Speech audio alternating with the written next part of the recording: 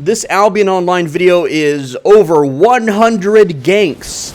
It's technically around 120, 130, but we're doing everything from faction heart transport ganking to just good old-fashioned yellowzone ganking. And why am I doing this? Because it's the most fun thing to do in the game, bar none. Now, what you're seeing is a Flame Walker staff build with face scale robe, Cowl of Purity, Royal Sandals, we have the Carleon Cape, Beef Stew, 8.1, and why am I using this build? Because it kills fast. It downs people fast. It's really good at dismounting targets. I think it's possibly the best gank build in the game. And just because the time to kill is so fast, I can chase down mounted targets, dismounting them, and keep up with them if, well, I can land my shots. But essentially, this is just such a fast killing build. Now, as far as like 1v1 honorable, PvP goes, consensual PvP, it's not really the best because it doesn't really have any defensives. This build is purely made to dismount targets and beat them up and take their hearts. And that's basically it.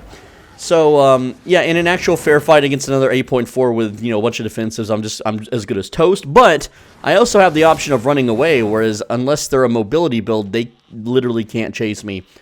But yeah, it is, this took a few days to film, and tons and tons of faction points were earned during this. Lots and lots of faction hearts totaling in several millions. And it's just a lot of fun. It's, you just park a character on a road, and whenever you hear the bubble of someone entering the zone, you see if they're transporting. If they are, you pop them, you grab the loot, everything's good. And of course, another thing too is you'll see me ganking a lot of transporters. These are naked people on oxes and bears, and it's like, don't you just hate it whenever you're around in the yellow zone and you see someone transporting on an ox, and you're like, ooh, that guy, I gotta get that guy. And they have the audacity to transport naked. They're so easy to dismount when they're naked. It's insane, right? If they wore plate armor and had an Aegis on their offhand, it would be so hard to like dismount these guys. It would take about 4 or 5 remounts to be able to knock them down like I am. But even on oxes, oxes are just as guilty. And this guy's lagging a bit. He's kind of bouncing around, but yeah, this build, dude, I want to tell you, it took a very long time to get this build online up and running because I did not have fire spec. I did not have, I had a little bit of fire spec in like the regular fire staff and the wildfire, but nothing else really. So all in all, this project took over 300 million silver to pour into it. So let me explain how we did that. Essentially, well, first off, we buy the 8.4 Flamewalker staff because we're in a yellow zone, so we better be using the best possible gear. I didn't have an interrupt for this guy, so I just had to tank that. And when you have a crypt candle and a cloth armor, bolt casters just put holes in you. It hurts. And this time I had the interrupt though, but it finished them off. Anyway, the point or what I'm getting at is that the weapon alone was about 60 million, and then I awakened it. Now. If you're looking at the damage I'm doing, it's going to be a little inconsistent in this video because, again, I filmed it over the course of 3 days, and I went out and awakened the weapon myself. Towards the end of the video, you'll see the damage that I've got it up to. I have 9% ability power on it and around 20 extra item power. I have yet to make it a masterpiece. I'm not sure if I will. I don't really need to, and that's 250 million down the toilet if I decide to do that.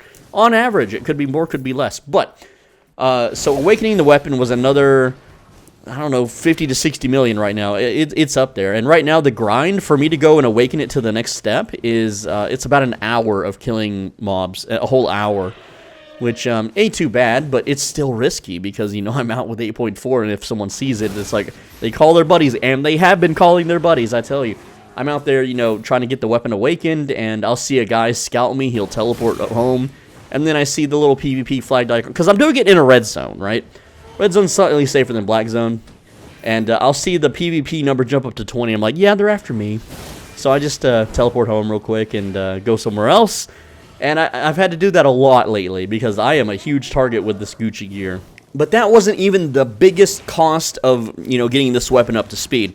So I had been hoarding tomes from faction warfare and black zone stuff and dailies and chests, for probably well over a year and a half, I think, maybe. It could be longer, but I don't really remember the last video I did where I opened all my tomes, but I had all these fame tomes saved up, from just playing the game, and I'm like, okay, it's time to use them. There's finally a weapon we need to soup up, and, I absolutely love auto-respec. Auto-respec, for those that don't know, it drains your silver in exchange for combat fame credits, which is used to level up your gear. So, of course, I had that thing on while I'm reading the tomes, because why wouldn't I? I am absolutely happy trading silver for fame any time of the day when it's a reasonable and good deal. Right now, the Tomes of Insight on the market aren't a good deal. They're a good deal when they drop below 12,000. Right now, the average market is 15 to 16,000. I'm going to wait until they drop down a bit. But anyway, so that, just combat fame credits from the Tomes was over 150 million silver. Just right there, boom, done, 150 million. Just, yeah, that hurt. That hurt a lot. Now, after all of this, after awakening my weapon fully, and getting, all the specs up to 100 and 120 on the Flame Walker and stuff, I went out to see if I could one-shot tier 5 mobs in the yellow zone when skinning, and they were left with 1 HP. So I had to buy and read a bunch of tier 8 gathering tomes to level up tier 8 skinning, because I'm not going to go into a black zone and try to find tier 8 mobs. That would take me all day to find, like, just a few. And I finally got that leveled up enough so that I can one-shot the damn tier 5 mobs in the yellow zone with Hide Animal Poison, Crypt Candle, and this Flamewalker Staff. I can now one-shot tier 5 animals, the Terror Birds. Now, the Cougars, or the Swiftclaws, they don't have as much HP as the Terror Birds, so, again, those things are always one-shottable. But the Terror Birds they're chunkier boys for some reason. Anyway, so after all of, those tomes are like 2.5 to 3 million each, and you have to read a bunch of them to level up tier 8 skinning. So that was another big sink of money right there. But do you think it's worth it? Because now I have a new ultimate weapon to launch my assault on the yellow zone, right? Got to keep up to my name of the Yellow Zone Warrior. Haven't done this in a long time. But yeah, this character hits insanely hard. This is the de facto best solo ganking weapon in the game, in my opinion. And reason why is you have double mobility, you have more burst damage and more reach than the Bear Paws, which is a melee weapon, by the way. And you have more. Not only do you have more damage, but you have faster kill time than the Astral Staff. The Astral Staff was was the former king of ganking, because you have double boots, you use your W for move speed, and then you push E with like a Stalker Jacket, so you're doing double AoE DPS, and you just hug whatever you want to kill. You just hover around them until they die. And if they don't, you can still brawl with Q, you can still, cleanse yourself with W, and so on and so forth, right? But that would take, 15 to 18 seconds to kill a target, whereas this weapon deals more damage than that, and it does it in 5 seconds. I have actually been making some videos for channel members explaining a lot of this stuff, so there's a lot more detail in the channel members section, and I think that it's, this variant of the weapon that I'm using, again, is purely just to beat up people around these like these chests you see on screen. It's to dismount people doing heart transports. It's to jump people that just to farm faction points, just like that. Boom, daily reward received, right? And it's good, and it's really fast at fame farming mobs. It's insanely fast at fame farming mobs. I think that a full 8.4 farming yellow zone mobs, it's the fastest in the game, and yeah, it's insane. It's instantly bursty, right? There's very little charge up time on the W. The E is instantaneous, so you push the button, the mobs are dead. You click the fame, you go to the next camp. Whereas every other weapon in the game, you have to channel it, you got to charge it up, you got to, do the cast animation, and all of that takes time. And time is money, and time is important. But it is so easy to dismount heart transporters that I have. Like I had a plan where I was going to do some live streams and get the help of my viewers, and we were all gonna, attack the heart transport bots and take them down and stop the heart transport botting entirely. And well, it's safe to say right now, as of recording on West at least, the heart transport bots, the big ones, they're doing it all day every day. They have shut down. They have absolutely closed up shop whenever I came onto the scene here. I have single-handedly ganked them so many times that either they're taking the L, they took a loss, or they're just kind of waiting for me to get bored and go play something else before they start them back up again. I don't know what the deal is, but I can't find heart transport bots anymore. It is, and they're very easy to spot. They will always be on a bear. They will always wear the same gear. They have a stupid, spammy, weird, gross name. And when you look at their stats page, they have no combat fame, no gather fame, no craft fame. They have maybe like 1,000 fame from doing the tutorial or something. And that's it. That's all they got. And, yeah, I have hunted them to extinction, right? And so it's really good money. And in a lot of the clips you're seeing here aren't going to show me just killing the bots over and over again. I kind of did that off camera. But and that's because I'm using a secret technique that only channel members might know about. I talked about it in the video. And here I'm just experimenting with different capes to see what's better at ganking mammoths. The Bridgewatch cape is actually really good at holding the mammoth down a little bit longer. Now, one thing when I'm hunting naked mammoths is I'm looking for a big pile of silver to pick up off the ground. Because if I gank someone transporting, and they only drop a piddly amount of silver, it means that they're just transporting raw materials. They're just transporting, you know, just craftable junk. Like, this guy dropped 142 silver, so he's got, like, almost nothing. That's, like, not a repair bill, right? If you gank a full 8.4 player, the silver stack is around 5,000 to 6,000. So if you end up dismounting and you know, downing someone in the yellow zone, and you pick up a silver pile worth 32,000, that's a massive repair bill, right? That means that you just cost that person 1.5 million silver in repairs, and if they're stuck in the middle of the yellow zone, and also if they are naked, or if their character is overweight, or they can't really move much, you can break their stuff as long as they are online. The only defense that they have while they're kneeling on the ground from you is to log out of the game and hope that you're not around when they log back into the game. And when I find transporters that drop a huge Gucci amount of silver, it is, I know I'm breaking a lot of stuff, a lot of very expensive stuff that's going to cost them a lot. And even though I'm not getting the silver, for me, the satisfaction is just knowing that I'm costing them silver, and that they should transport, you know, like because I have a mammoth, and I transport from time to time. People have seen me, you know, they say, hey, Soul Benji, like your videos, whatever, when I'm riding by. The thing is that when I'm doing a mammoth transport, I'm in 8.4 plate with an 8.4 or 8.3 Aegis offhand, and so if someone decides to try to attack me in a yellow zone, they got to work for it. I'm gonna be so armored up and so tanky that they're gonna have to either bring a team, or they're gonna have to chase me through multiple zones, and I can just, you know, maybe sit on a faction outpost until they get bored or something. But no one's actually ever ganked me on a mammoth before, and it's kind of weird because I do it all the time to other mammoths, but they never do it to me. I don't know if they're just not bored enough, because, you know, this is an activity you do when you're bored. And like this guy, he was in like flat 4, but his repair bill was over 1,000, which is really odd. So I don't know what he was transporting, but he had something in him.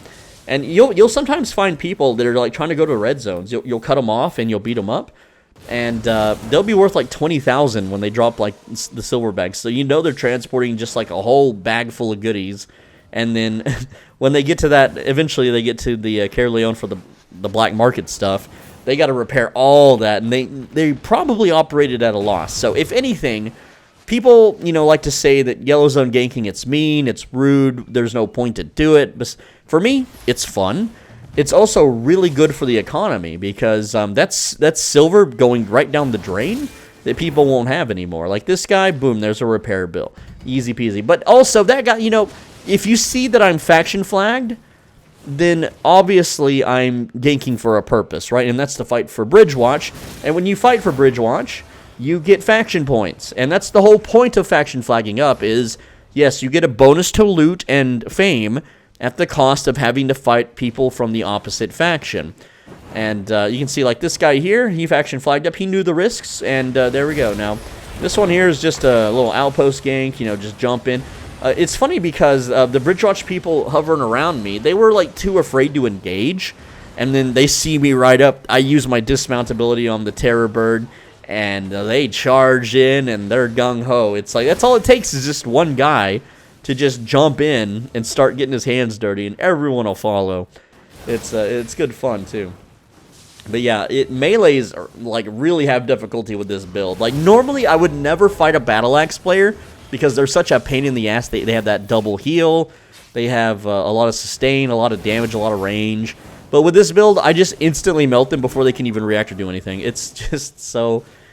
It's overpowered. And this guy he's a little lag switcher. Now, I have actually encountered quite a bit of lag switchers. It's a little bit annoying, but it is what it is. And, see, like, this guy's mounting up and leaving. Almost no other build would be able to just chase him down like I am right here and finish him off, right? And, yeah, he just burned to death while he's in Viz. Sometimes I catch people out AFK, or they're pretending to be AFK, hoping I dismount them so they can jump me. But this guy, he, like, loses half his health. And he's like, nah, I don't think I want the smoke. So now he's, I let him get away because this other guy wanted to fight, right? And I'm like, oh, you're a Bear Paws guy. I'll take you on. Oh, I love this clip. Look at all, like, everyone. I don't understand why people do this, right? Everyone just wants to peacefully loot the damn chest and not fight over it. These chests aren't worth that much. The whole point of coming to the chests is for the fight. At least that's how I see it. Why would you bother going to a chest that's worth 10,000 silver when there's a bunch of people you can beat up and fight? So good. Yeah, this guy was transporting. He was going to the red zone too, and he didn't make it. Boop. It's free money. Again, never heart transport. Here's the thing. You should just never heart transport. I'm going to tell you right now. Heart transporting is the lowest silver per hour activity in the entire game. You do not get any fame for doing it. You do not get any reputation, faction points. You get none of that. And it's also something that's rather tedious to do. You have to ride from one area to another and then back again.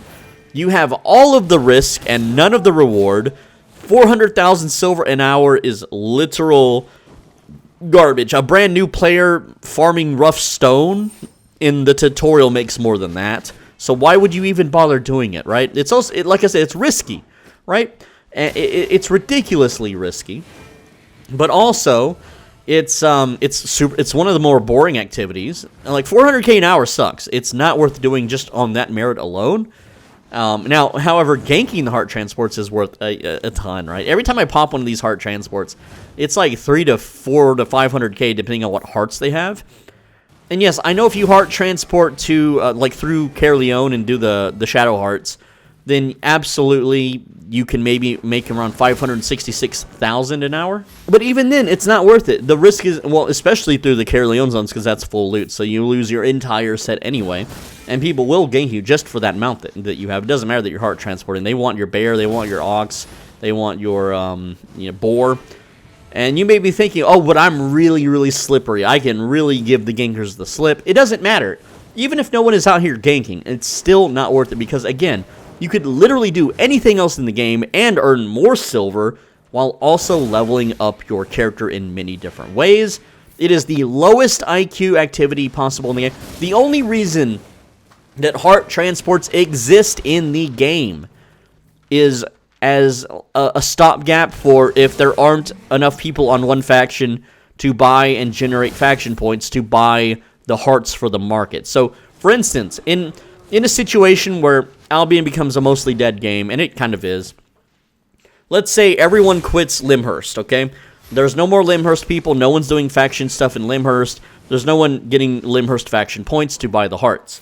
Well, you can, generate faction points for Bridgewatch, and then transport Bridgewatch hearts to Limhurst, and then come back with Limhurst hearts.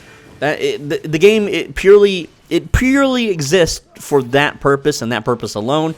It does not exist as, like, say, an Arcade trade route meant to make you money and something to invest your time into. It is not like that at all. And the thing is that it's so overly botted that it's like only bots that really do it, or new players that don't know better. I think it's just an IQ problem. I think it's just everyone that I've ever seen do heart transports, they're not crafting, they're not gathering, they're not even fame farming. I don't know what they're doing with their time in this game. They just want to be like a trucker and, drive on the highway or something with their heart transport. I really have no clue what drives them to do this at all. It's ridiculous. It's stupid. And most heart transporters, I know they're new players because of how they move when they're actively getting ganked. They panic. They don't know what to do. They think, a lot of them too, think that they're invincible, which is the weirdest thing. It's like I humble them very quickly with my builds. That like they will ride, they will see me dismount in front of them. They will see me moving with them, and they won't change course. They won't alter their path or trajectory or anything. They just ride by me like, oh hey, I'm on an ox. I'm on an ox and I'm wearing nothing at all. This ox has a lot of HP and there's no way you're gonna dismount me. And it's like, 3 to 4 spells later, oh no, you're off your ox and you can't move because you're overweight, and now you're gonna go invisible even though you can't move from where you are. Like I can see that you're overweight, and you can't do anything. Like going invisible, you just waste your potion or you waste your cooldown. They think, oh, I'm gonna drink the potion and then he'll leave me alone. And then there are heart transporters that do give me the slip. They are very slippery. They are very good at navigating. And those guys, once I recognize their name and recognize their ability to give me the slip, I don't chase them anymore. It's a waste of my effort. Though if I'm bored and there's no other targets, I will give chase every time because sometimes they lag out. Sometimes their power disconnects or something, or maybe there's a rainstorm that knocks out their internet. I don't know what it is, but there have been ones that have given me the slip for like hours at a time. And then, eventually something happens, and then I manage to get the win on them. And the thing is, if you lose a heart transport to a ganker, you have to do it like 4 or 5 more times. That's 1 to 2 hours worth of your time just to make up for those losses. But even if you don't gank a lot of heart transporters, you're still getting a lot of ganks on just the enemy factions, which gives you tons of faction points, which turns into, those reward chests with fame tomes, silver, what have you. And it's always a good thing to do. Right now on West, like just faction activity is in the toilets. There are not big enough blobs to bomb anymore. Like used to, there'd be hundreds and hundreds of people doing this stuff, and now it's like 5 to 20 people tops. Like you're lucky to get 20 people together to go capture outposts, and people they're playing other games or something. I'm not really sure what the deal is. But with that said, I hope you guys enjoyed. This has been over 120, 130 ganks. I'm going to put 100 ganks in the title because that's a rounded number. That's a Mr. Beast thing. But anyway, let me know if you want to see more, if you have any questions about the build. And yeah, it's really fun. I highly recommend it. And I'm doing it now because SBI loves to nerf everything involving solo players, especially solo players being able to dismount other players. And yes, I could bring a build like this out into the red or black zone and dismount people. Absolutely. But with that said, leave a comment. Let me know what you think. And click the video on the right side of your screen if you do. Next time you bite into fruit, it's going to be extra juicy and sweet.